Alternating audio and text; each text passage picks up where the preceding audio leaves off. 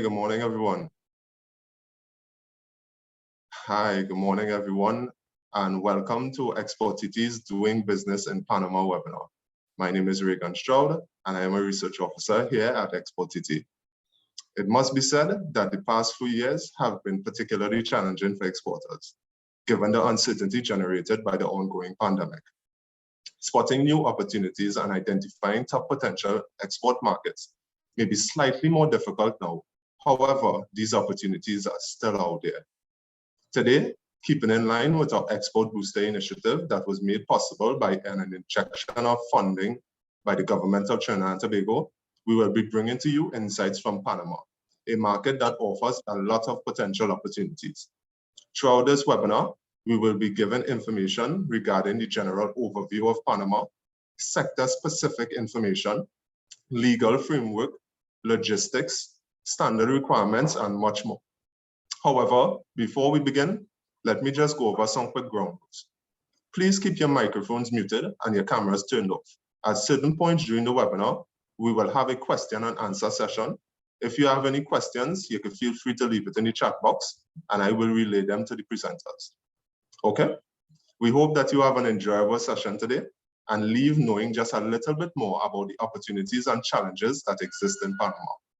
Without any further ado, I'd like to introduce to you Mrs. Kenika Espinosa, who is also a research officer here at exporTT. Mrs. Espinosa will be going over some of the findings uncovered in our recent research mission to Panama. So, Ms. Espinosa, over to you. Okay, good morning, everyone. Welcome. Thank you all for joining us today. Let me just take a moment to share my screen. Okay, so doing business in Panama. So this would have come out of our recent visit to the Panama market. We would have been in the Expo Comer 2022 trade show, and that would have taken place from March 23rd to 26th at the Panama Convention Center. Now, this is something that we would have wanted to do quite some time ago, about 2 years ago. So we had paid for the booths and we were prepared to join. But of course, as you know, COVID happened, so we weren't able to do it at that point in time. So when the opportunity came around again, we decided to seize it and we joined. And at this trade show, there were over 600 exhibitors from over 30 countries. And there were also other exhibitions called Expo Turismo and Expo Logística.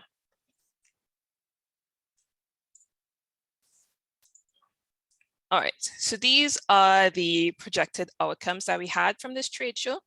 So we wanted to identify business opportunities, wanted to maintain relationships and also to build relationships in the market, to develop new networks between exporTT and the respective trade contacts. And we would have done a Panama market survey back in 2017. So we wanted to update the information that we had based on this market on the market entry requirements and logistics and other requirements that we would need to meet or exporters would need to meet to get in. So we met with over 50 buyers. These would have been buyers who had special interest in the food and beverage products presented. We established contact with business and trade associates in the market. We also were able to conduct store checks at Supermercado 99, Supermercado Extra, Nove, Dude Center, Supermercado Bella Vista, El Rey, and Chinese Garden. And above all, we were able to showcase Trinidad and Tobago as a potential supplier. So based on the interest in the Panama Virtual Trade Mission, this is how we ended up selecting these companies who took part in this trade mission. Well, in the trade show, I should say. So the market identification study also showed complementarity with these products. So that's how come we end up focusing on the food and beverage sector. Now, I know that a few of you are not from that sector today, so I did try to include some information on the other sectors. So as part of my work in the market, I would have done 21 research meetings. So with about 11 food and beverage distributors, a sanitary product registration agency called APA, the Ministry of Trade, a business chamber, customs and logistics agencies, and of course the free zone. As you know, Panama has the free zone, the Colon free zone. Okay, so why Panama? Okay, so Panama is known as a crossroad for trade in the Americas. It's a strategic location and it has a dollar-based economy, which means that inflation is much lower than other Latin American countries. In 2020, it was ranked 54.25% for political stability, which is very high when you compare it to other countries in the region. It's always been able, or for the most part, been able to retain a stable democracy, and also ranks among the region's most developed and fastest growing economies. We also have that partial scope agreement. So on October 13, 2013, the Republic of Trinidad and Tobago signed a partial scope agreement with Panama, and this promoted mutually beneficial trade in goods and services between the two countries. So in terms of trade in goods, 230 products from Trinidad and Tobago were granted preferential access into the market, while Trinidad and Tobago also extended preferential treatment to 258 Panamanian goods. So we do have that full listing of goods that qualify under the trade agreement. So I will be sending that to you all after the meeting. So we spoke about the stable environment, the colon free zone. We have a presenter later on who's a distributor located in the free zone. So they'll be speaking about the different benefits of operating there. And of course, easy access for trade. Now, based on Panama's location, very strategic, and it allows for easy access through the Panama Canal. All right. So Latin American growth projections. So one of the other factors that we use when selecting Panama would have been the growth projections. So Panama had in 2021, they had a 12.0 GDP growth. And 2022, the projected growth would have been 8.2%, which is very high compared to the other markets in the region. So El Salvador, 2022, 4.6%, Guatemala, 4.0%, Honduras, 3.6%. So Panama has a population of 4.3 million, which is relatively small compared to the other countries. So like Mexico is 128 million, Guatemala, 17 million, Honduras, 9 million. But the growth plus the other factors plus the trade agreements makes Panama a market of high potential for Trinidad and Tobago exporters. So the partial scope agreement, this agreement entered into force on July 5th, 2016. Based on the products negotiated in the agreement, we received preferential access for 160 products with 100% preference, which means we would pay a 0% tariff to get into the market. 16 products with 50% preference, so whatever the tariff is, if the tariff is 50%, we would pay half of that at 25%. Approximately 26 products with 25% tariff, so that means that quarter of whatever the existing tariff would apply to us. So some products were granted access on a phased reduction basis. So that means like when 10 years pass, it would go down to a certain amount, maybe reduced by 50%. And then, okay, some might do 5-year periods. So after 5 years, you get a 0% tariff. So it really just depends on your product HS code and where you fall in this agreement. So this is information that we could source for you. If you're interested in the market, we could find out whether or not your product is indeed covered by this agreement, because it is a partial scope and not a free trade. So all of the products will, this will be fully enforced. The 0% tariff will be fully enforced by 2026. So our current exports to Panama, so this is 2020, and I've pulled this information from the Central Statistical Office.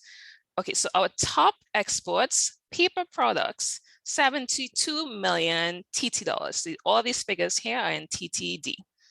8.9 million for cereals and flour preparations, vegetables and fruit, prepared vegetables and fruits, so preserved or like tinned vegetables, 4.7 million, 1.5 million for sugar confectionery, chocolate and other cocoa products, 932.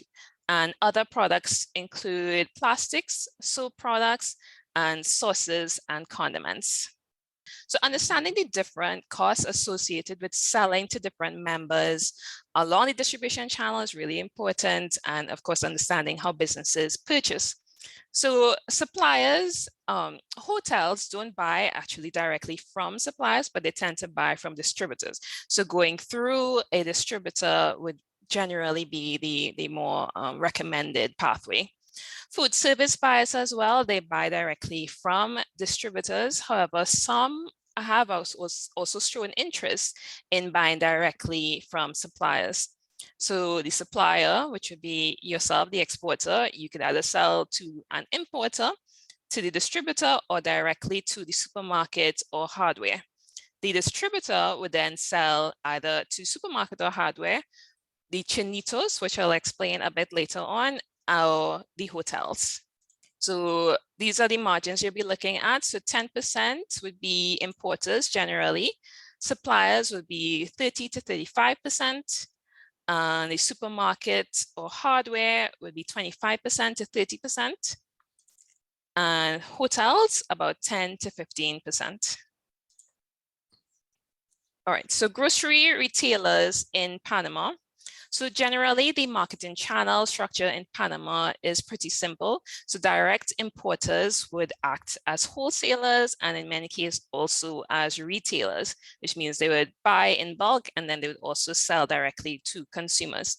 So this model, they would mostly use it in like apparel, automotive parts, and hardware products.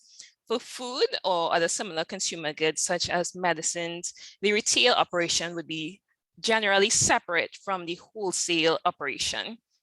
For industrial goods, sales would be handled by local exclusive agents or distributors. So some of Panama's leading importers are also regional distributors for Central and South America. As we explained before, the logistics is very easy, or it's a lot simpler from Panama, from the Panama Canal and the Free Zone. So they also supply persons in neighboring countries. So some of the leading grocery retailers, Reba Smith, Super 99, El Machetazo, Super Extra. And other major retailers would be PriceMart and the Chinitos. So Chinitos are known by different names in different countries, such as mom and pop shops or colmados. In our country, we may refer to it as the parlor. So these mom and pop shops, they represent the down trade in Panama. So it's owned and operated generally by Chinese who've migrated to Panama, and it caters to customers who are buying products on a daily basis. So generally, if you are selling to these chinitos, you would have to do like smaller packaging, something that's a little bit more convenient, so they don't buy in bulk. And there's a high turnover. So it's important to note that these chinitos, they don't just carry food, but they also do some hardware products. So all supermarkets have a cost attached to the shelf space for every brand and every size, and distributors are sometimes asking suppliers to cover that cost. So this is something that you would have to be prepared for to enter the market. Supermarkets usually ask for a 90-day credit versus the chinitos, who would usually pay cash on delivery. Shelf space cost is an initial cost. It's usually a one-time thing. So once you pay it for that one time and your product is doing well, then you don't have to pay that cost again. And of course, a lot of these groceries, the larger groceries, Super 99, Supermercado Extra, they also do private labels. So some had indicated interest in us in private label products. So the hardware stores, leading hardware stores, Do It Center, Nove, Coches, Rodelag, Hopsa. So main suppliers of construction materials include China, USA, the Free Zone, Costa Rica, Colombia, and Mexico. So Panama's distribution system for building materials is fairly straightforward. Large importers also function as wholesalers and retailers. So Do It Center and Nove, they are two large, well-established hardware retail chains, and they basically resemble like a Home Depot or Lowe's. Smaller stores around the country would be supplied by importers and wholesalers. For hardware products, you would get distributor margins of around 30%. And we were able to do some store checks to these stores as well. So we will be sending that those files out later. All right, so distributors, there is no distributor law in Panama. This is a concern for any of our local exporters when dealing with Latin American countries. But in Panama, the instance is that they have no distributor law. So later on, we will have some colleagues from Galindo Arias y Lopez, and they will be sharing with us on the legal system in Panama. So I won't go into this. Credit terms, generally about 60 to 90 days. So you do need to be prepared that from the time you ship, you have to wait 60 to 90 days for payment generally, except for the chinitos, which would tend to pay immediately upon receipt of shipment. Product range is important. Having a wide product range, you could tend to be more successful. So if one product isn't doing well, another product might pick up a bit. Many distributors outsource their logistics operations. So it's not in the case of everyone, but generally distributors don't tend to purchase their own fleet of vehicles. They would outsource that, and it's about 80% of them that would use that method, and others might use a mix of in-house and external depending on the demand. Differentiated products, things that are unique, that will stand out among the regular products, those tend to do well. Eco, green, for example, recycled paper is a major trend and it's being used in restaurants. I had seen a registration from one company that does recycled paper products. So if you are on, definitely this is a trend that is on the rise. And there are many products competing for shelf space. So being able to set your product apart would be the difference between success or failure in the market. All right, so retail trends. So due to the relatively shorter period that Panama imposed lockdown and restrictions following the first wave of COVID-19, they were actually able to rebound pretty strongly in 2021.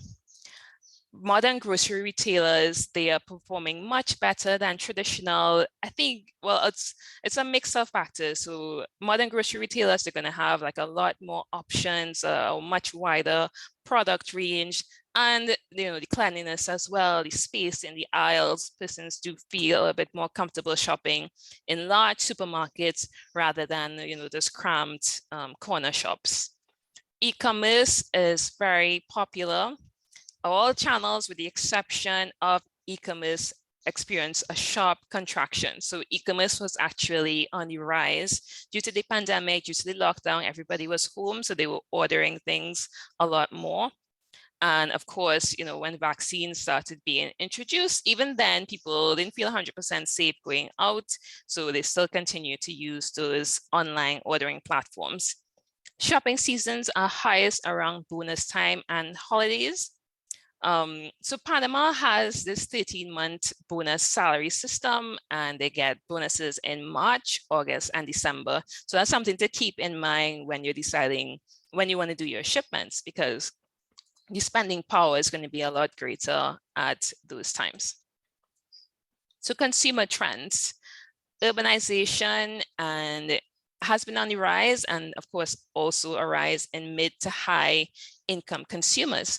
So these high-income consumers, they make purchasing decisions based on the brand and the taste preferences. So they do tend to be a little bit more differentiating when it comes to selecting products. They're not going to just choose something because it's cheap, but because the packaging looks good, the quality is good, and of course something that's different or unique, something that's going to stand out. So tourists are coming back now to Panama. And because of this, you do see a rise in expenditure. Demographic changes, so there's an increase in expats and foreign residents. And basically these executives in like multinational companies, they've been operating in the country, and they are becoming increasing targets for high-end retail chains. So this means that there is going to be much more expenditure as these demographics changes. Consumer expenditure increasing, so generally mid to high income consumers. They are more educated, they have like a broader knowledge of how ingredients in products will impact them. So marketing your product as something that is healthier, well, not just marketing, but also having a healthier product, that's something that businesses are looking for now as they become a bit more discerning. All right, so private labeling. Private label is very popular. It's a growing trend in Panama. There are distributors that carry their own private label brands. I have some photos of Ilray. So these are their brands, and Nove is the hardware store. So this is their private label lacquer. There's no difference really between the private label and the branded products, meaning it's basically the same quality. It's just that the new brand is slapped on it. Some distributors such as Rodolfo, Moreno, Brands and Products, they tend to carry private labels.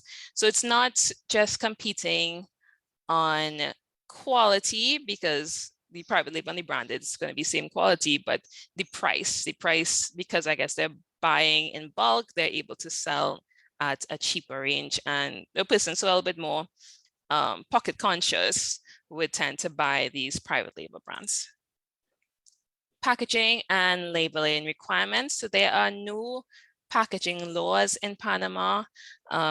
Currently, Panama is basing their packaging and labeling regulations on the Codex International system.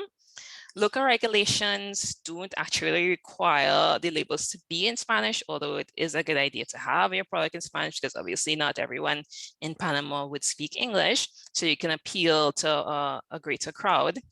Unless there's a specific ingredient in the food product that might be of concern, let's say something that might be an allergen, for example, definitely you would have to have that in both languages. So it's just a better option to choose to do your labeling in the two languages.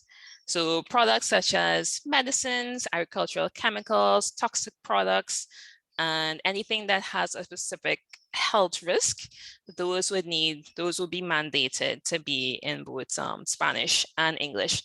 So labels have to have basic information such as the manufacturer's name and address, expiration date, listing of the ingredients, the lot number, and the product form, whether or not it's powder or liquid or solid or what.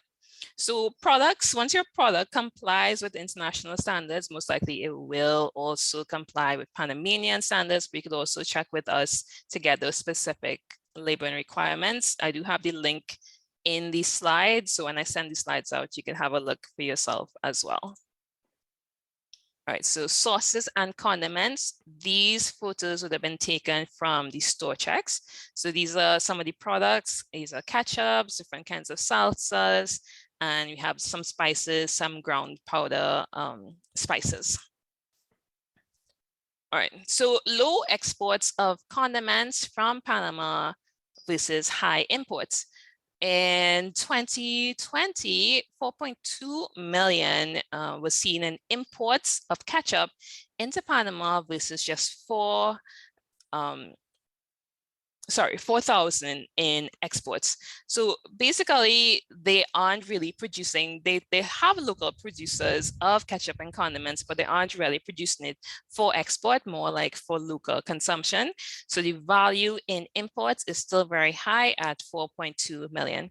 Ketchup also accounts for the largest portion in terms of value for both imports and exports. And 47% of all exports and 78% of imports in condiments count for ketchup. So not all of the products in the condiments range is duty-free. So duties will apply: ketchup 30%, mayonnaise 10%, pepper sauce 10%. These are things that you would have to consider before entering the market, because of course, having a tariff basically automatically reduces your competitiveness in terms of price. But if you are able to differentiate, for example, a spicy ketchup or something that's a little bit different from what they're accustomed to, they might be a little bit more willing to go up in price for something that's unique. Traditional brands such as Hellman, Heinz, and Kraft are very popular, and as I mentioned, the differentiation is key. So we're seeing a lot more range in terms of condiments. You're seeing like olive oil, mayonnaise, or like a lime flavored mayo, or mustard with some kind of different spices in it. And these are the ones that are moving off the shelves a lot quicker.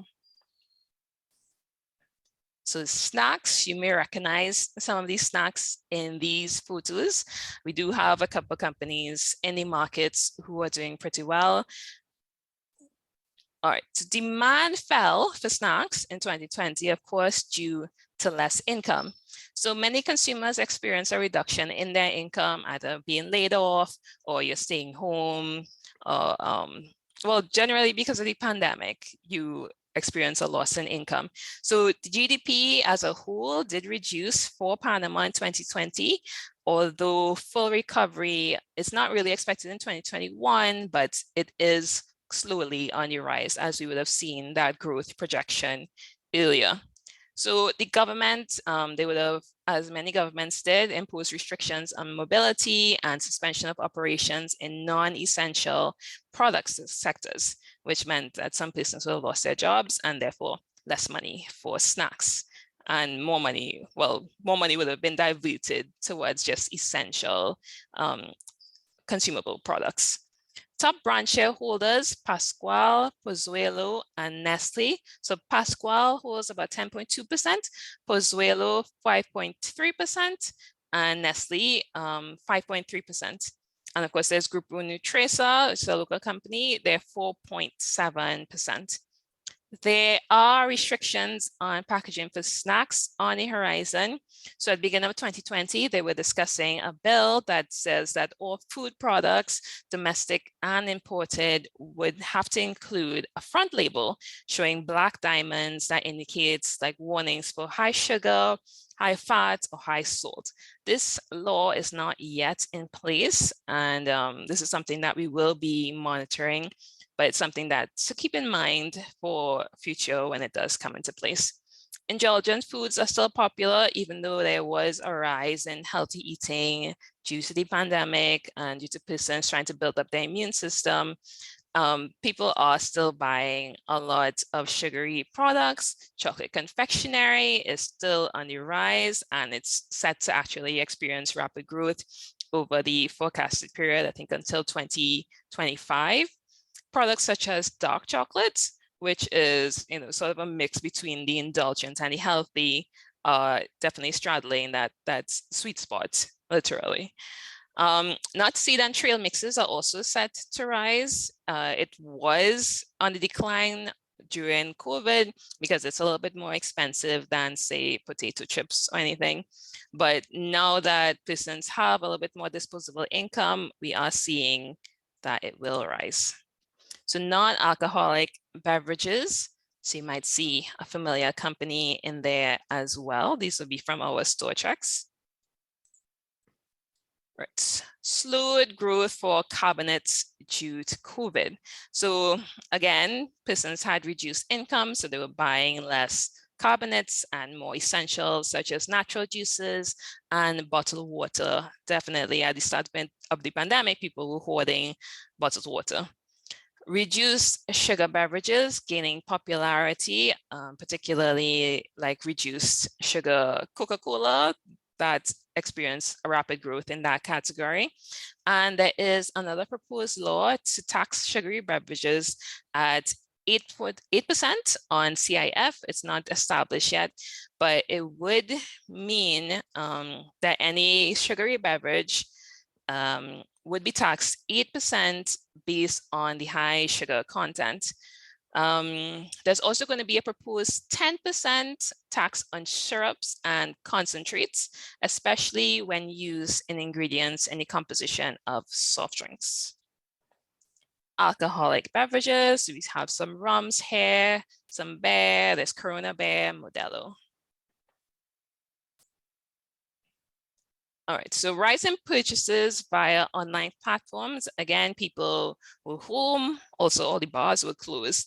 So they weren't able to buy through the bars. So they did have to either buy through groceries, or there were a lot of online channels that catered to delivery of alcoholic drinks to people's homes. And there's also a rise in craft breweries that offer online sales via their respective websites.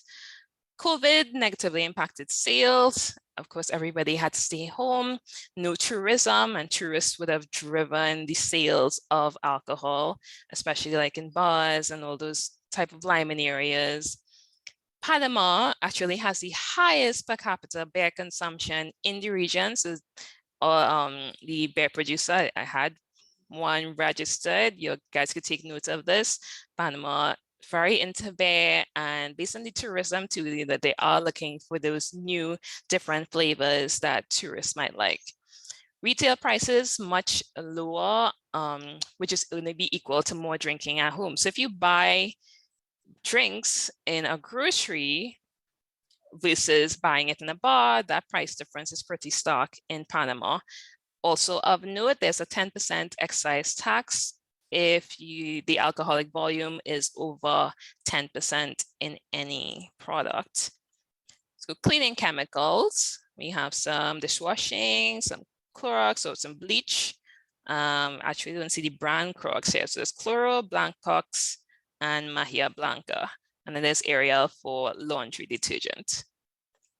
So Clorox, they have a bleach production facility in Panama, which will make it a bit difficult for someone trying to sell Clorox to Panama, considering that they have Clorox and they also have local producers of bleach. There is, however, a low production of other cleaning chemicals. So they are looking for imports of other cleaning chemicals. Imports of cleaning chemicals are duty-free under the agreement, the partial scope agreement that we have, and there's private label and contract manufacturing as an option. So you don't also always have to produce a product, with your brand. You could sell to a grocery or supermarket, and they will put their brand on it.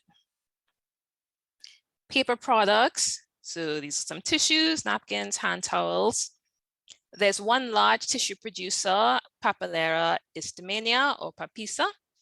There's no product coverage, however, for many of the products under this category. So the duty is going to be generally about 10%. And you can always contact me after for the specific duties for each of the tissue products. Papisa, they hold about 60% of the market share, so they are dominating that market. Main suppliers, external, for paper products would be Costa Rica and El Salvador. And then there is hardware and construction.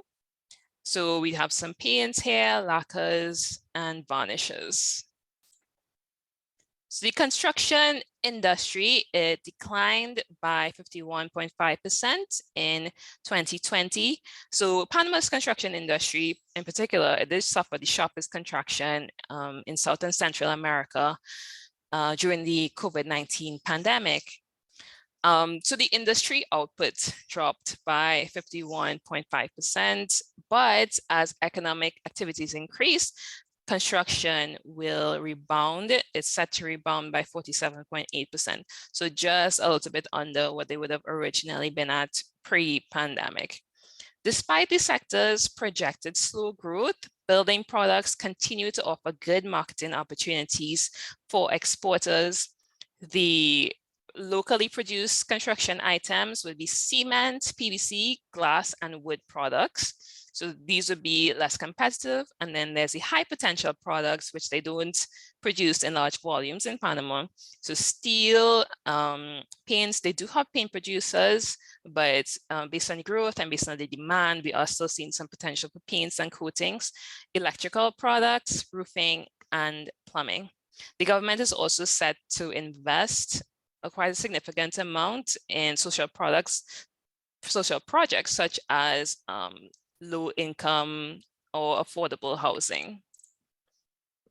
All right, so key considerations, the product coverage under the trade agreement, knowing whether or not your product is covered will definitely be key to determining whether or not you could be competitive in the market.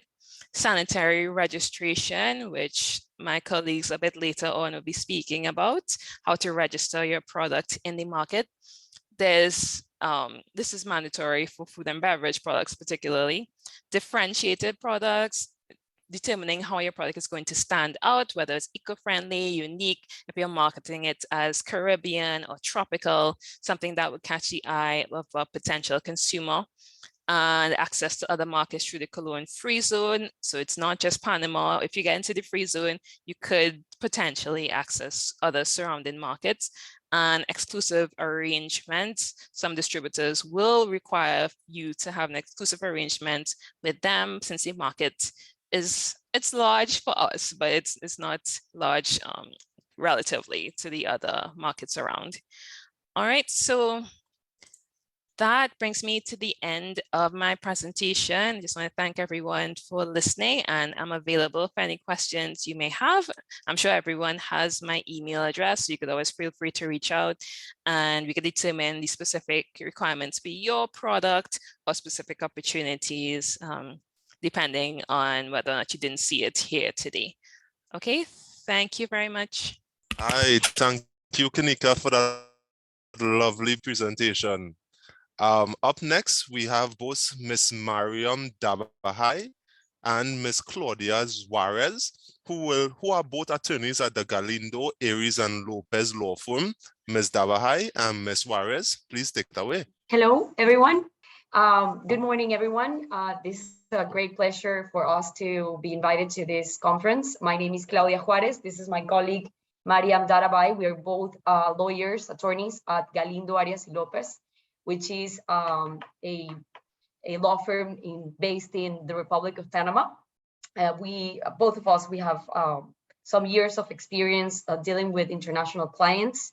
And today we are going to briefly explain some applicable regulations for anyone interested in establishing operations here in Panama. So first, I am going to present my colleague, Mariam Dadabhai. She's an expert in corporate law and contracts and mergers and acquisitions transactions. She's going to present to you some of the basics of Panamanian corporate law. Well, good morning, everyone. I'm going to do a brief, first of all, I'm going to share my screen, a brief presentation outlining our discussion this morning with regards to the legal framework applicable to imports and exports from Trinidad to Panama. Okay, so first of all, we're going to concentrate our presentation in two main topics. First will be business establishment in the Republic of Panama, and second are the sanitary regulations and permits that you will require to import food products into the Republic of Panama. So I'll start with business establishment. I would offer an advice, depending on the type of sales that you will carry on the Republic of Panama, three main types of entities. So for instance, if you're only limited to sales to grocery stores, then you could opt to establish in Panama by means of a foreign entity, and you could establish your office either in Panama Pacifico or Cologne Free Zone, and you could obtain certain tax advantages by establishing your office in these locations. And thus the limitation establishing in Panama by means of a foreign entity is that you cannot carry out direct sales. If you're interested in carrying out direct sales, which means that you would be selling directly to consumers and to restaurants and to grocery stores, then you will require to establish in Panama either by means of a sociedad anónima or a sociedad responsabilidad limitada, which is a limited liability company. So depending on your type of operation and your interest, you can choose any of these types of entities, which we could discuss further in a separate call. So now I'm going to follow up on the food regulations in the Republic of Panama, which my colleague Claudia will develop. Yes, I just want to add first that we at Galindo Heras y Lopez had great experience in representing clients of various sectors in free trade agreements negotiations with Panama. So we're very used to advising clients as to the applicable regulations to their products and services and the benefits from trade agreements. As presented in the previous presentation, we have a partial scope trade agreement with Trinidad and Tobago that that includes many benefits and advantages for both countries and their products. So my first advice will be to discuss with a Panamanian lawyer, for example, the applicable regulations to the certificate of origin, because for a Trinidad and Tobago company or a product to get the benefits from this treaty, the first step is to verify if the product can obtain the certificate of origin from Trinidad and Tobago and for Panama also. So that will be the first step in the investigation of any company interested in the Panamanian market. That's the first step. The second one is obviously, and I could see that the mission to Panama was a success, to do some research on the Panamanian market in for that specific product. And the third step will be to verify if there's any specific regulation as to labeling, packaging, components applicable to certain products. That is very, very important, because we have clients that they're very interested in the market, and then they invest money in the corporation, and they engage in, they begin negotiations with a distributor here in Panama. But at the end, when the lawyers entered and had to do all of the paperwork and the applications for the registration of the product, and the product does not meet all the Panamanians' requirements. So that will be an advice for everyone interested. You first have to do some research, some legal research as to your product, to be sure that you are prepared to enter into the Panamanian market. So here we're presenting some of the regulations applicable to food regulation, because we know that the main interest of everyone here in the conference, or some of them, is for food products. So here we're presenting the sanitary regulations applicable to the import of food, and also some of the requirements for the application. I mean, we have to explain that the registration of the product is not a new one. It's not the one that the product has in Trinidad and Tobago, but it is a local registration. So any product to be entered into the Panamanian market had to do like a parallel registration, in which you have to present all the original and regulatory documents from the products from Trinidad and Tobago, and then file it here in Panama before the authority.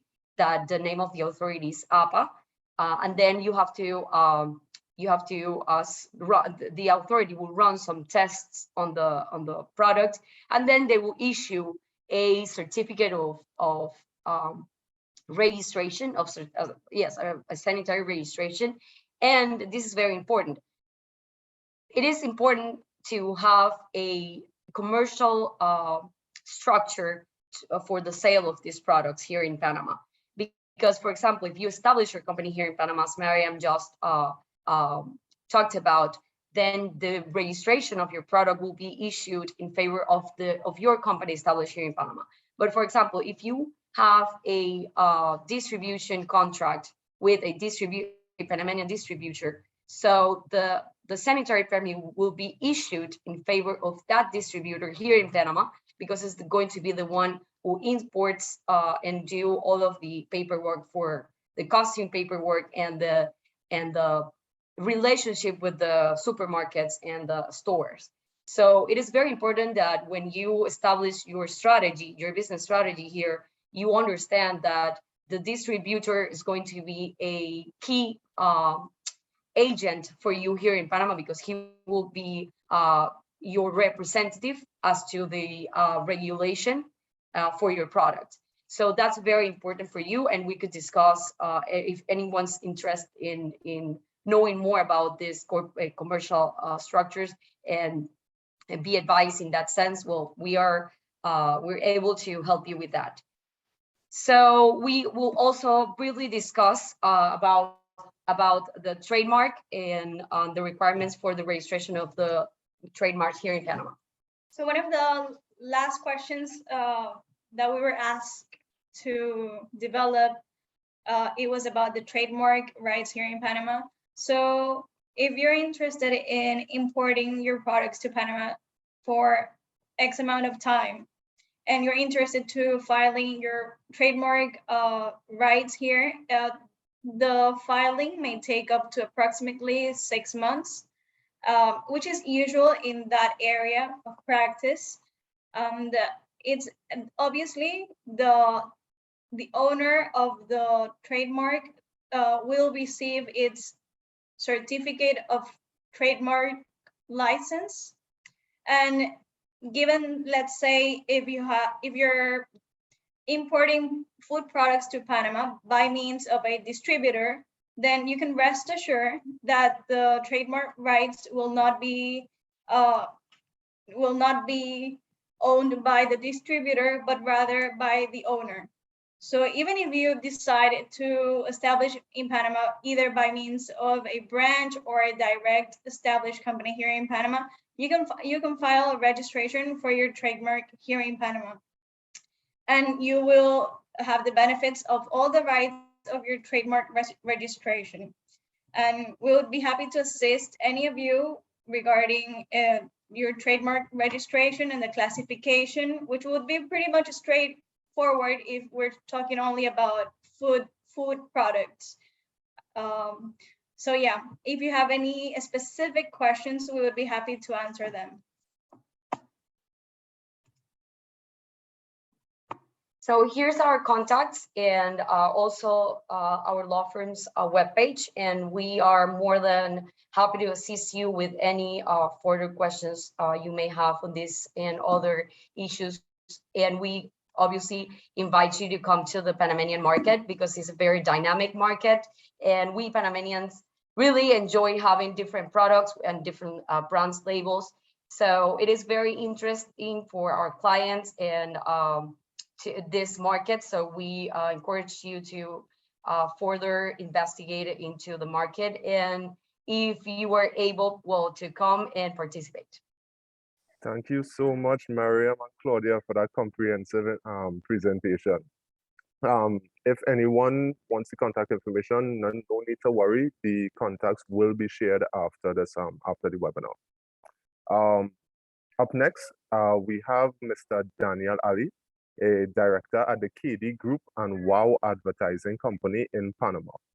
Now, this agency focuses on generating market strategies through creativity and design to raise your product's brand to another level. As such, Mr. Ali will be going over the topic of marketing your products in Panama. So, Mr. Ali, it's all yours. Hi, how are you? Okay, Yes, I'm hello. Daniel. Nice to meet you guys. Thank you very much for participating in this webinar. Okay, a little bit introduction to my company. But first of all, I'm originally from Trinidad, and I have 5 years in Panama doing marketing research, trying to get to know Panama's market, consumers, and stuff like that. And our company, we offer services of full market research and also marketing 360 campaigns and also advertising. Okay. Over the years, we have worked with a lot of companies in Trinidad trying to get their products into Panama's market, but we were a little bit unsuccessful with a lot of them. due to the fact of companies don't really want to take the risk in investing into the Panama's market for a lot of reasons why. In Panama, we have a high demand for a lot of basic products. A lot of products like what Kenika said before, it's a lot of importation, and Panama has a high demand for paper products, for example. Canned food products is a huge thing in Panama. During the COVID, there was a lot of shortage of food items and also cleaning supplies. Okay, most of the cleaning supplies in Panama is actually imported as well too. Biodegradable garbage bags, things like basic food like flour, sugar, oils, rice. These kind of things are very important into the Panama's markets, and there's a high demand for it. Okay, alcohol beverage as well, like what Kenika said, it's a really high demand. Panama's consumption of alcohol is very high. Okay, so what we try to do we are looking for manufacturers in Trinidad and Tobago and the Caribbean to export their products into the Panama's market. And what we do for them is that we help get the products into the Panama's markets. For example, we help register their products. Actually, Galindo, Arias, and Lopez is one of our lawyers that we use. And we get the right distributor for your products. Okay, from my research over the years in Panama, most of the distributors do not purchase your product and then sell it. What they do is that you bring your product from your country to Panama, and they will distribute your product to you, and you pay them a percentage of what it is. Okay, and that was one of the challenges that we were getting from the manufacturers in Trinidad. You know, so it's more like consignment, that you give them their product and they sell it for you. Okay, and also our advertising part of the company is that we help get your products into the supermarkets as well too, and also in the down trade, like the Chinitos and the down trade stores. And we advertise fully your products. It could be full marketing 360 campaign. It can be billboards, the back of the metro buses. We do in-store, outdoor promotions, sampling, okay, and everything like that. So this is basically what we do. And thank you very much for your time. And Kenika will send my information to you guys. Thank you very much. Thank you, Daniel, for sharing that information with us. Okay, so next up, we have Mr. Fen Mohammed II, a director at FENS Panama. Now, FENS Panama, an export supplier of consumer products located in the Colon Free Zone, Panama.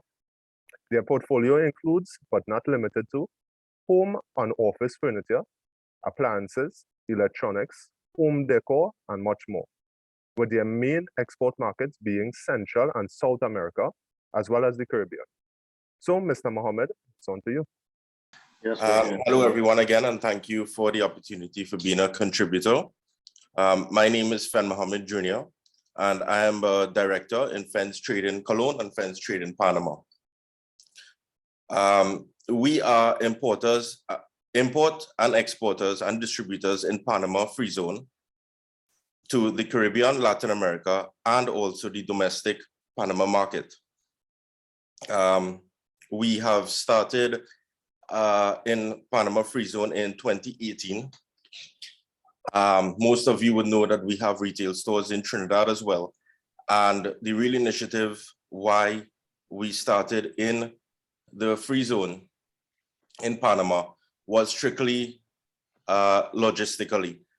And we wanted a hub where we could have operated from, where we would have been able to distribute our products that we would import in high volumes and redistribute them, repackage them, and re-export them, and attend to different markets as well.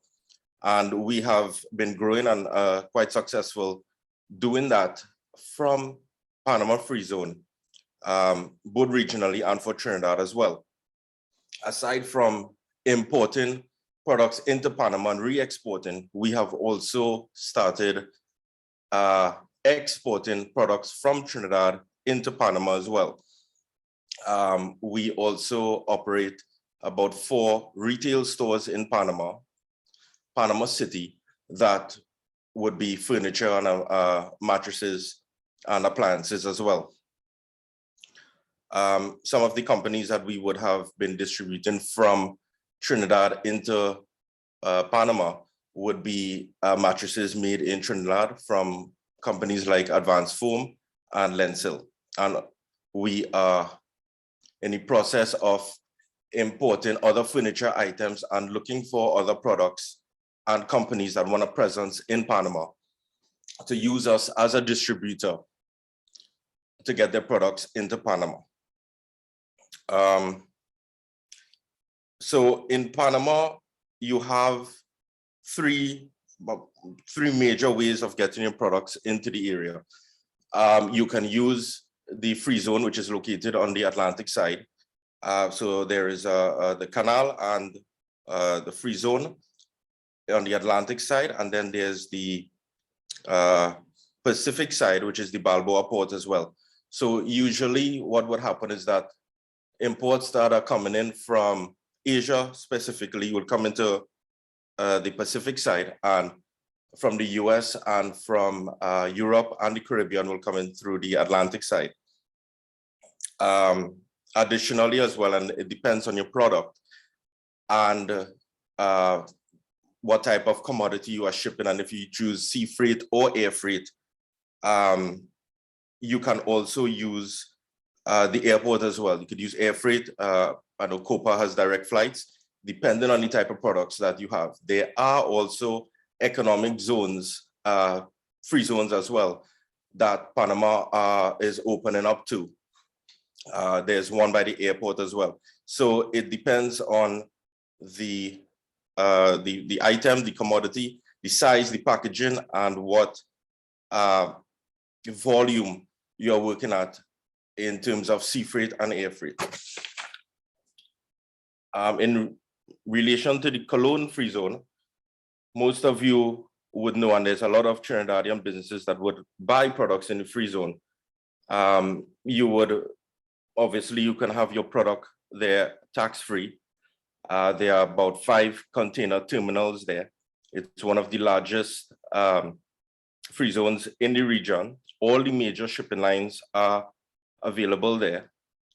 And you can have an operation, or you can have your product in the free zone, and you can have the option through the free zone to distribute your product regionally to other Latin American countries. You can probably use the free zone as a hub to get into emerging markets such as Belize, Costa Rica, Colombia for that fact. And you can also get your product onto the Panama domestic market through the free zone.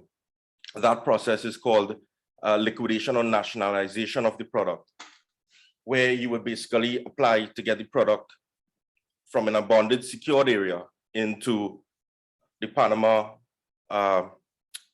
domestic market. And then you would have to pay the duty and the taxes and so on to get that product nationalized onto the domestic market. Cologne free zone is about an hour, 20 minutes away from Panama City.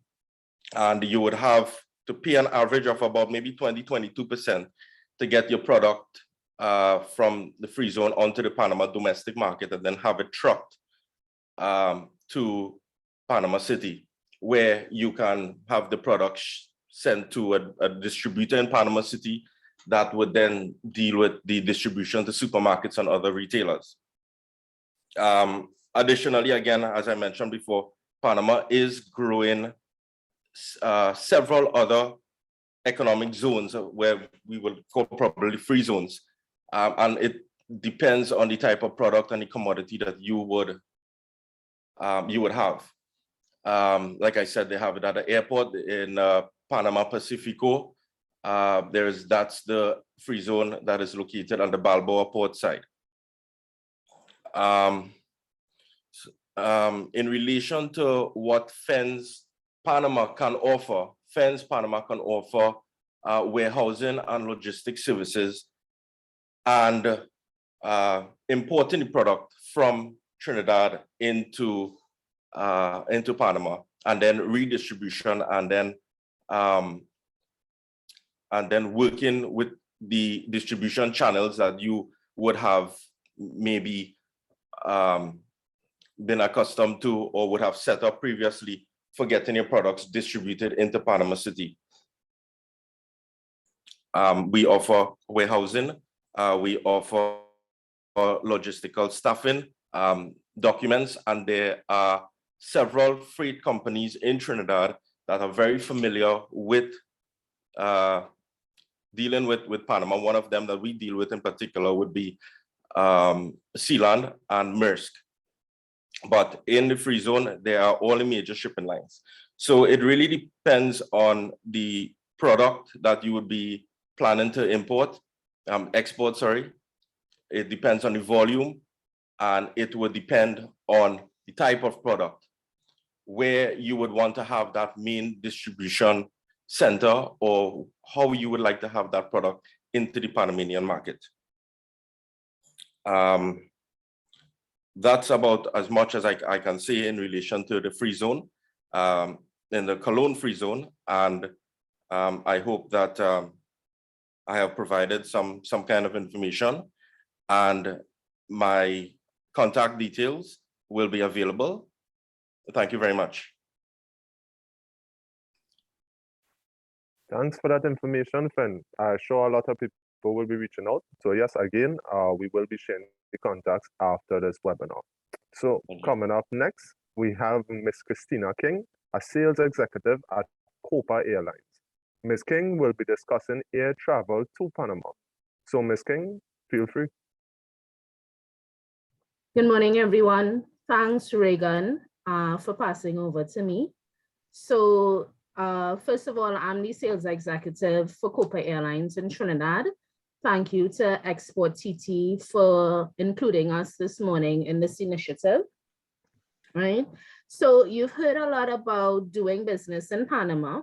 So my job now is to get you to Panama, right? In 2019, I carried a group of travel agencies to Panama. And as we landed in Tocumen International Airport, they were blown away by the sheer magnitude of Copa's presence in Panama.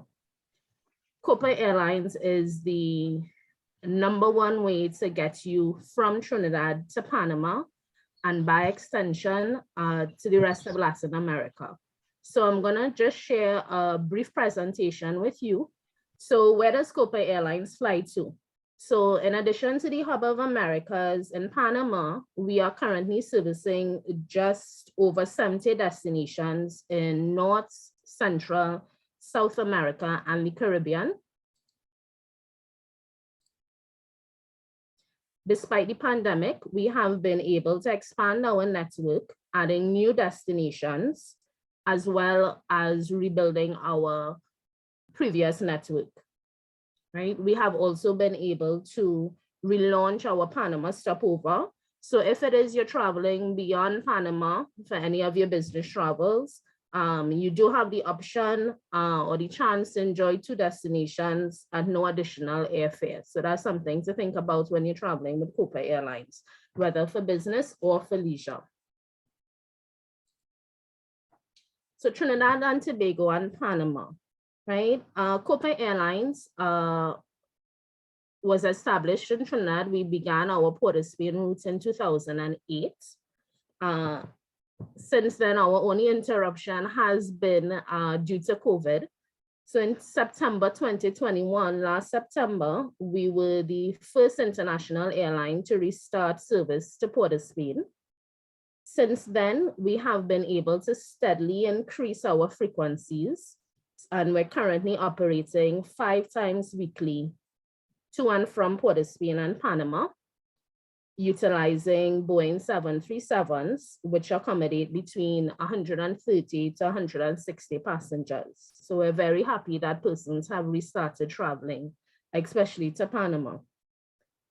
Our flight between Port of Spain and Panama is just over 3 hours. And as you can see, our schedules allow for a full day of business. You get into Panama just after 6 in the morning, right? And leaving from Panama, our flight leaves at 9 p.m. So you can have a full day of business and add some leisure to it, both on your arrival into Panama and on your return to Trinidad. So Copa offers a number of products and services that cater to our passengers' travel needs, and in particular, our corporate clients. Companies that travel for business can enjoy upfront discounts of their airfare when they sign up for our corporate program. And signing up is very easy. You start with a simple one-on-one meeting with myself or one of my colleagues, and it ends with you enjoying discounted travel, complimentary upgrades, priority access at the airports, just to name a few. So our corporate program is something that you can definitely look into. Our frequent flyer program connects miles, allows our members to earn miles while flying on Copa Airlines, Star Alliance members, any of our other airline partners, and other partners, including hotels, car rentals, so you just don't only earn miles for your flights. We do understand that business doesn't wait for you while traveling, so you can comfortably conduct your business between flights at any of our Copa clubs located at the airports noted on the screen.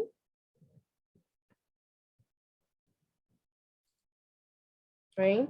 So as you expand your business into Panama and by extension into Latin America, I encourage you to make Copa Airlines a strategic partner of yours. On the screen is the sales team's contact information.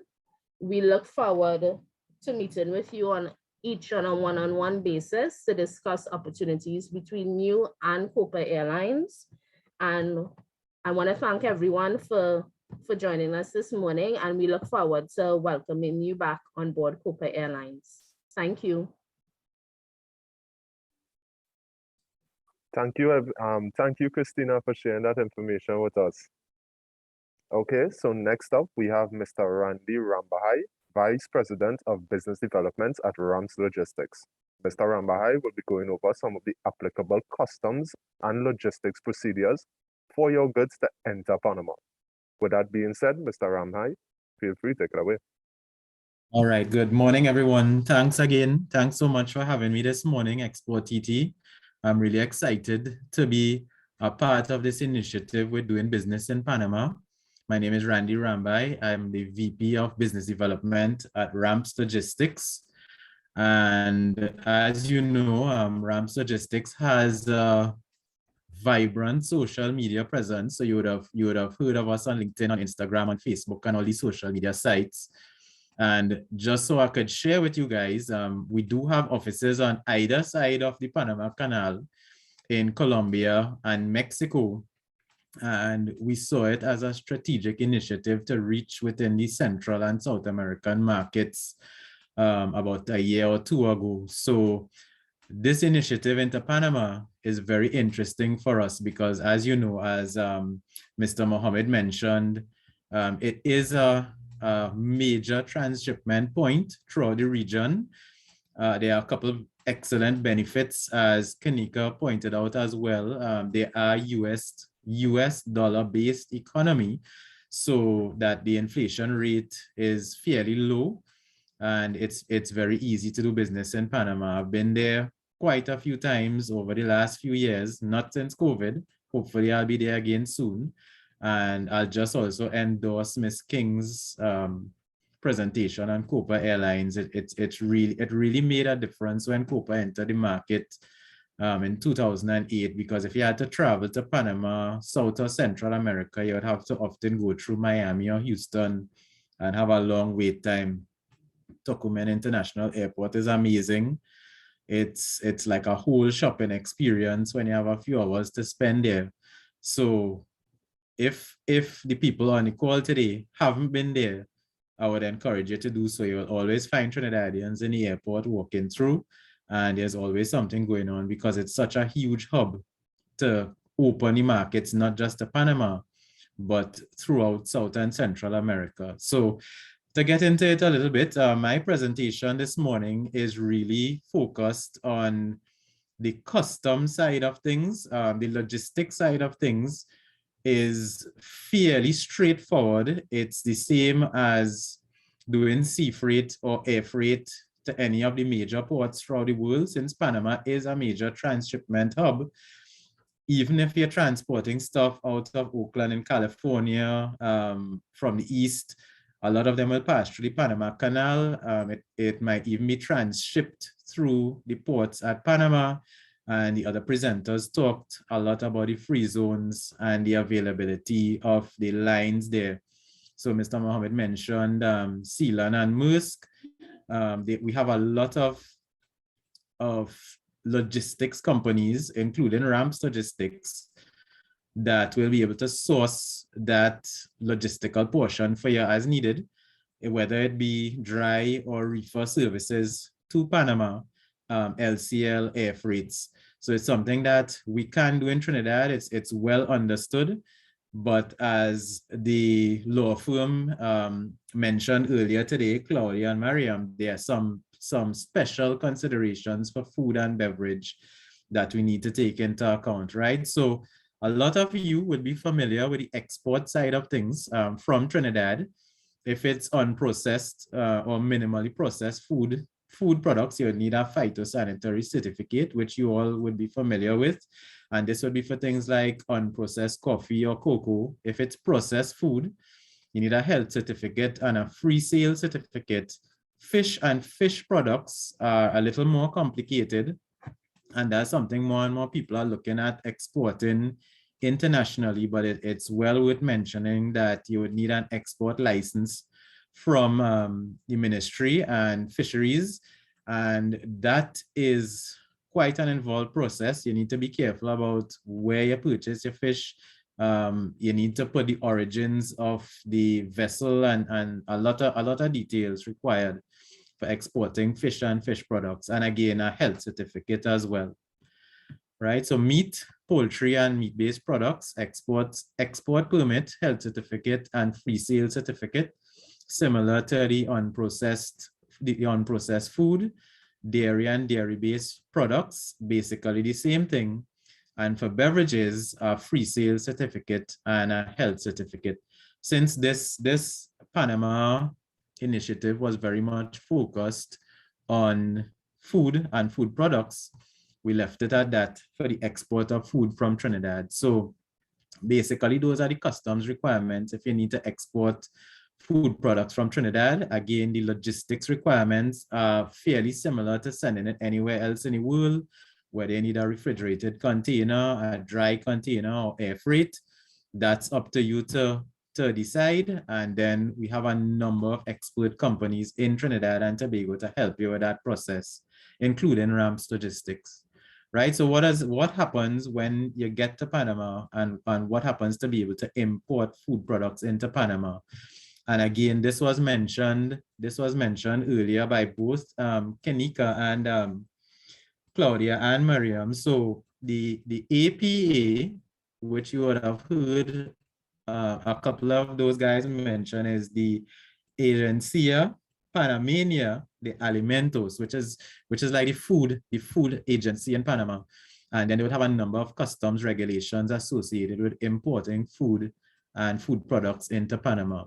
So it's important to confirm exactly what type of food and drink you're importing and validate it with the correct entity in Panama before you're able to do that. So you must be registered with the APA before arrival in country, as mentioned before. Get your import notification form, your sanitary certificates, as I indicated on the previous two slides from Trinidad, the certificate of free sale and the safety certificates, as I mentioned before, a copy of the CI, the commercial invoice of the product, and a customs pre-declaration, right? So to register with the Panamanian authority, the food agency, which is the APA basically, You need to make sure you have all the sanitary registrations, all the imported products. The documentation must be presented by the importer of origin, and it is done electronically in the form of a sworn declaration, right? So the sworn declaration would comprise of the name and general information of the applicant, the product name and full address of the manufacturer, the plant name, so where it's manufactured, and address, the country of origin of the food or product, the country of origin when the final prepackaged food is imported to third-party countries. So that's the initial thing that you would need, right? So again, there's a big exclamation point here with this one. So when the trade name under which the product is being registered is different from the one consigned on the free sale certificate, the health or competent authority of the issuing country must specify it in the certificate if feasible, right? So what they're saying is that the name of the product in the country of origin might be different from the name of the product when it gets to Panama. So we need to make sure that it links the two. So, you know, I was thinking of a little joke while I was looking over the presentation. And so if it's called chubby in Trinidad and gordito in Panama, you know, you need to be able to make sure that's on your declaration. So it's clear with your labeling and your product information when it gets into Panama. So the requirements to enter for the documentation, again, is the description, the free sale certificates, the qualitative or quantitative formula of the product, the description of the manufacturing method of the product, the information regarding the conservation and stability of the product. So as you see, it's a detailed process that needs to be followed to be able to get your certifications to import food and food products into Panama. So you would also have to put in a digital or scanned copy of the original label or art identical to the original of the food, a description of the subdivision system, and any other technical and scientific nature that the competent authorities established to preserve the food safety. So the labels must have the complete information required in accordance with the current legislation, including the location of the expiration date. And as Kenika mentioned early on, there are some laws that are changing regarding the labeling and what you have on the labeling that are coming up. So as she said, currently there's some leeway on what you could put on the labeling, but coming up, there will be some more detailed health and safety information that you would have to have on those labels when you're importing food into Panama, right? So this is the last slide here. Basically, this is a little point to note that of all that was presented so far, the documents identified in these, so leaving out number 7, may be presented in Spanish or English. All other documentation must be submitted in Spanish, right? So that is something important to note. So it must be translated into Spanish by an authorized public translator, and it must be submitted together with initial documentation, right? There are some legal requirements as well. So the digitized documentation may be verified with its originals and must be presented in full, which allows verification of the letterhead stamps legibly without crossing out, erasing, or alterations, just like when you're filling out a customs declaration form on a flight. You need to make sure all of these are presented. So notwithstanding the foregoing, the agencies may establish registration procedures and or simplify requirements for the registration of food if the Republic of Panama has and recognizes equivalents of sanitary and phytosanitary systems for import. So if there are products that Panama has that linkage with Trinidad for certain products, there may be a simplified form that is able to be used instead of the full process. So there's a possibility that can take place. Now, in terms of the actual import duties, as again, Mr. Mohammed mentioned, there's the free zones available, and it really depends on the product and the clear identification of the product you're looking at. And again, I would like to reach out and let you guys know my contact information will be on the communication from exporTT, but we at Ramps Logistics would love to help you to be able to export your products from Trinidad and Tobago and import it into Panama and explore the possibility of reaching out within the region, north of Panama into Honduras, Belize, Costa Rica, Nicaragua, and then south of the Panama Canal into Peru, Colombia, and the South American market. So that's my presentation for today. Thanks very much all. And this has been a very interesting and informative presentation so far. Thanks again, guys, and I'll continue listening on. Thanks for sharing that with us, Randy. I believe the presentations and stuff would be shared with the participants as well after. But well, Yes, I they see, will be. Okay, great. Well, I see, Mr. Garcia asking if you could just see about the requirement slide. However, well, he could also see it afterwards. So thanks again, Randy. Last but definitely last not least, we have Miss Roann David, our very own business advisor here at exporTT. Ms. David will be going over some of the various funding services that we offer here at exporTT, which may potentially benefit your company. Ms. David, feel free, you can take it away. Good morning, everyone. I'm going to be sharing this morning 6 of exporTT's funding facilities to help companies on their exporting journey. Our funding facilities are there to assist companies with export market entry, innovation, and production capacity. Who can benefit from these facilities? And these are any companies who fall into the category of being in the non-energy manufacturing and services sectors, right? Such as food and beverage, construction, printing and packaging, just to name a few. The first facility I will speak to you about today is the co-financing facility. And this is a grant fund which assists companies with export market entry activities. Some of the activities include first-time website development or e-commerce platform integration, shipping of samples, product testing, label design modification, trade show participation, intellectual property registration, translation of export-related documents, and interpretation during business-to-business meetings, telephone calls, for example, and product and/or company registration in an overseas market. The financial support shall be in the amount of up to 50% of the cost of the market entry activity or activities which are submitted for evaluation. Now, the limits apply as the size of the business, and for our purposes, we use small and medium firms as defined within the micro and small enterprise policy for Trinidad and Tobago 2013 to 2016. A small firm is one that generates less than or equal to $8 million in annual turnover.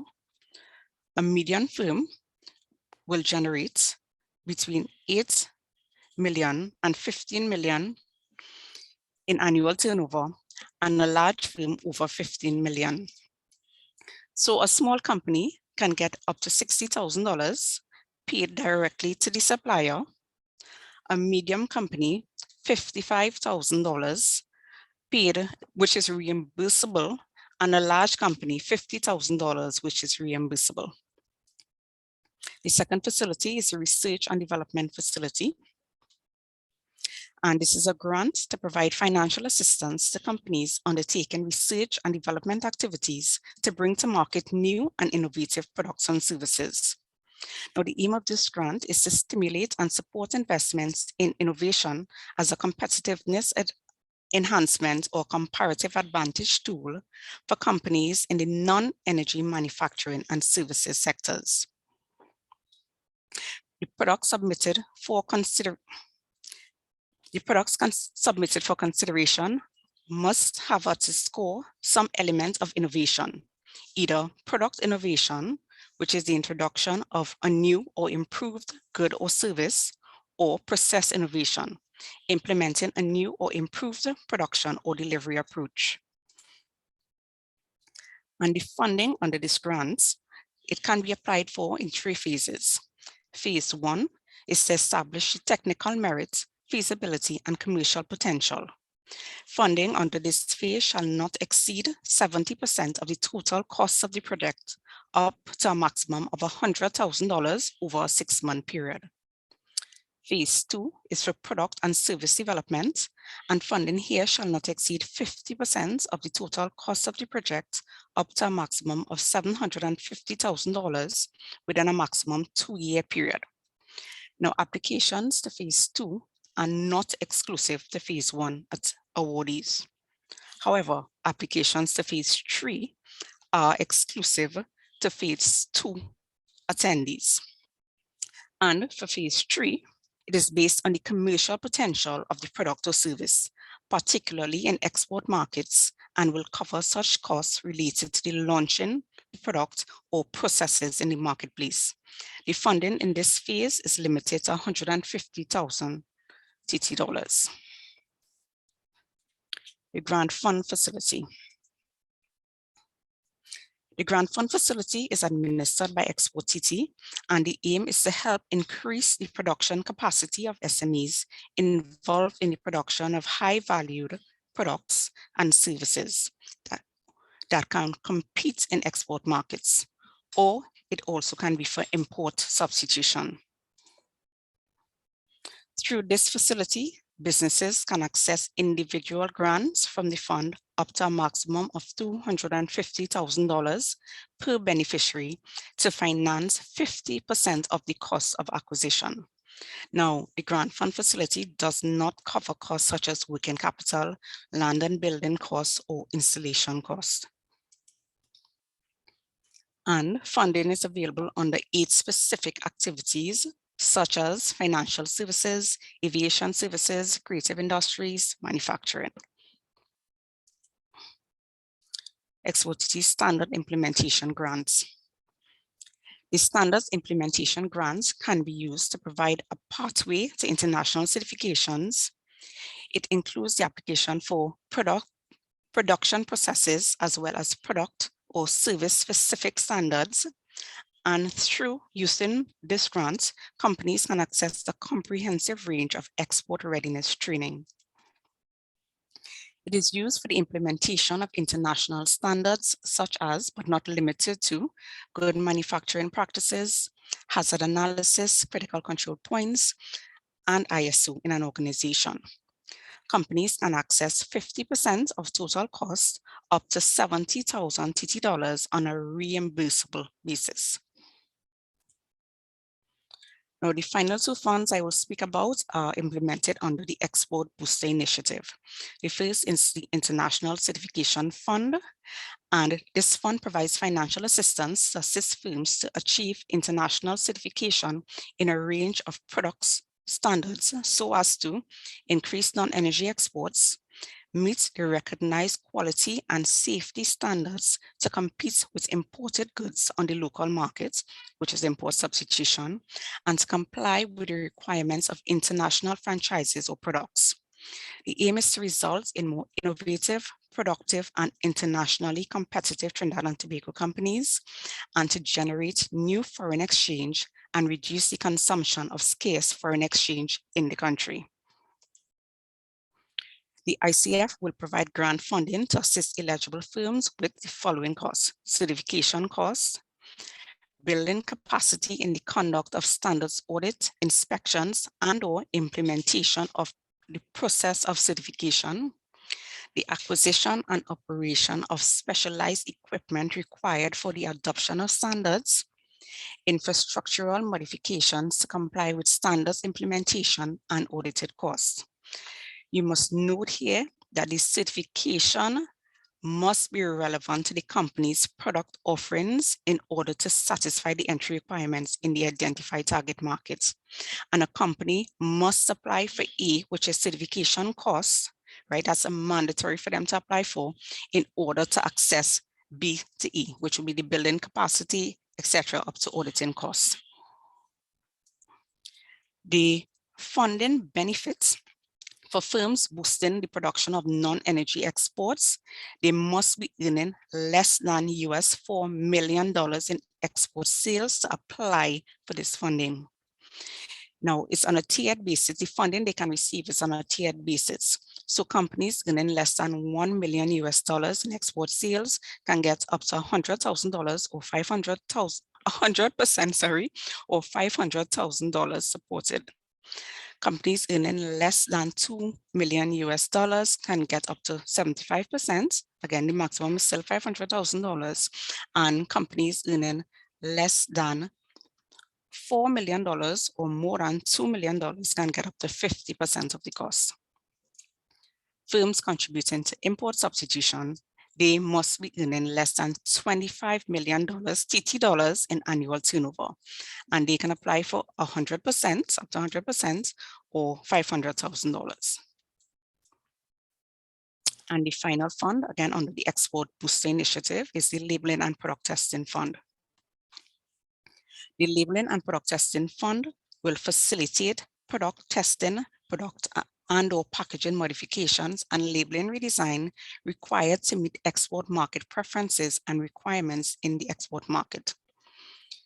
The changes can be as a result, so the product change, the product testing, the product modification, etc., can be as a result of mandatory regulatory requirements for entry into the markets, voluntary sustainability standards, or consumer preference.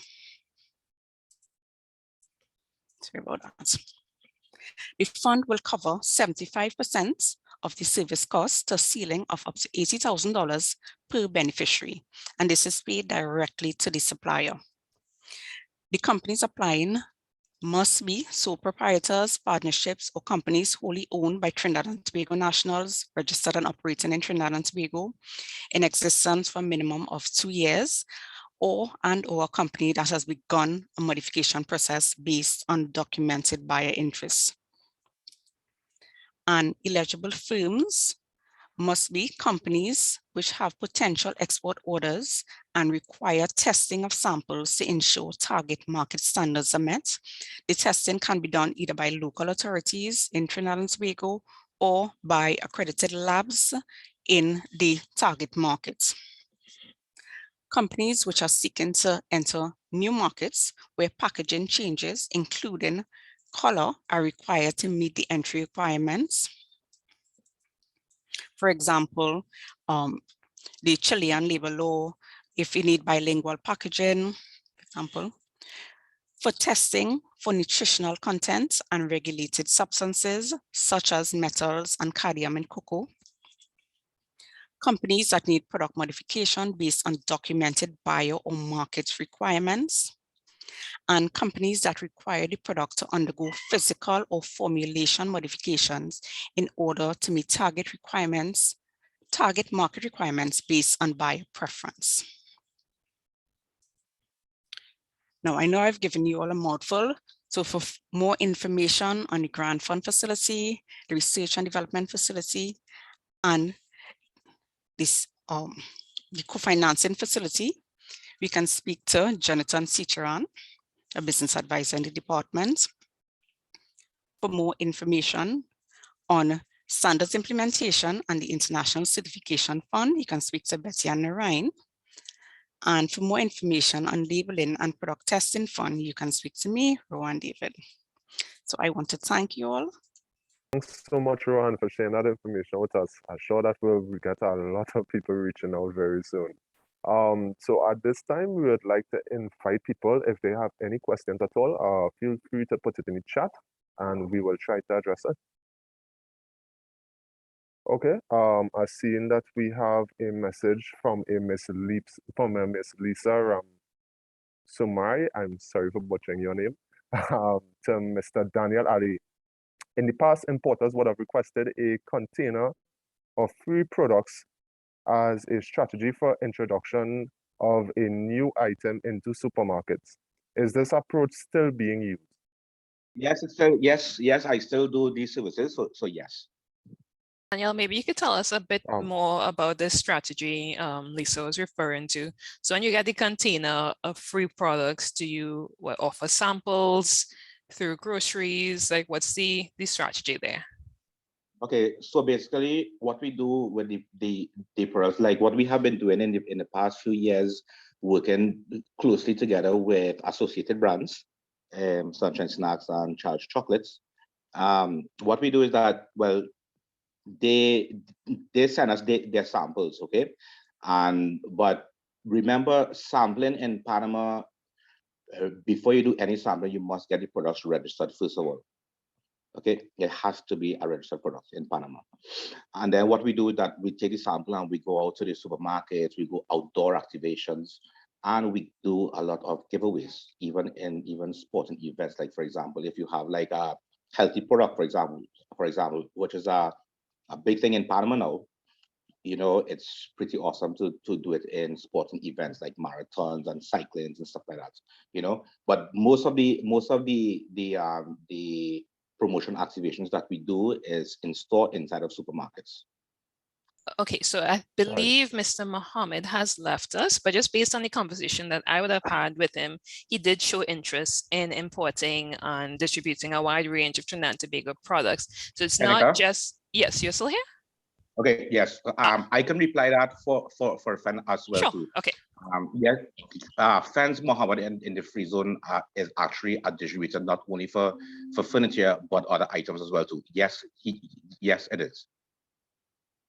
Okay, so just to say, if you think of a question after, you can feel free to send it to any one of the speakers. I will be including everyone's contact information, and please feel free to reach out. We're here to share any information that we have, to answer any questions.